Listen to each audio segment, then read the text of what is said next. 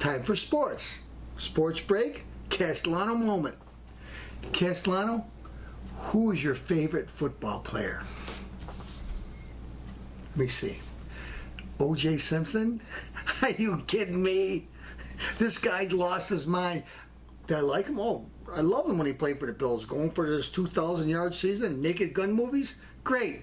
But then too much cocaine, chasing women. You know, he learned how to use his Boy Scout knife. Done. Forget him. He had a nation of Jislam and all his cohorts dancing around. Despise him. I despise him. Oh, I'd never wear those shoes, Bruno. Those are the ugliest shoes in the world. I wouldn't wear those. Gets off. A couple months later, they pair. He's wearing his shoes in Disney World for years. Size 12. Nobody, size 12 is a rare thing, and Bruno Maui's are rare, but he wore them, so definitely not OJ. Gale Sears. Love him. One of the greatest running backs of all time. If he didn't get injured, he probably may have been the greatest running back of all time. Magic. Castellano likes him, but it's not that Chicago Bear that Castellano idolizes. I idolize one player, Walter Payton. Castellano, but you like Dallas and Miami growing up. Walter Payton? Well, one of the hardest working players in history.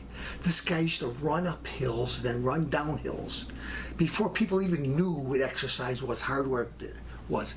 He never, at 185, 187 pounds, never ran out of bounds or tried to duck a thing. He'd fight for that extra yard. At a 250-pound linebacker, he'd bury his head, and a lot of times he'd knock him over. Walter Payton broke more, spun around, took a beating, and guess what, folks? He dove over the top of the pile more than anybody in history. If we need 1 yard, all these big monsters in history, these big fullbacks and stuff, Walter Payton's the man to get it over the top. Now, the Dallas Cowboys, they love the guy, Emmitt Smith. Oh, he's great. Emmitt Smith had a great team and a great line. He tried going over the top one time. At the end of the game, he had a neck brace on. Walter Payton did it continuously, and he buried guys. 185 pounds of unfettered fury. He'd go over, and he never ducked. He never went out of bounds. He fought for every yard.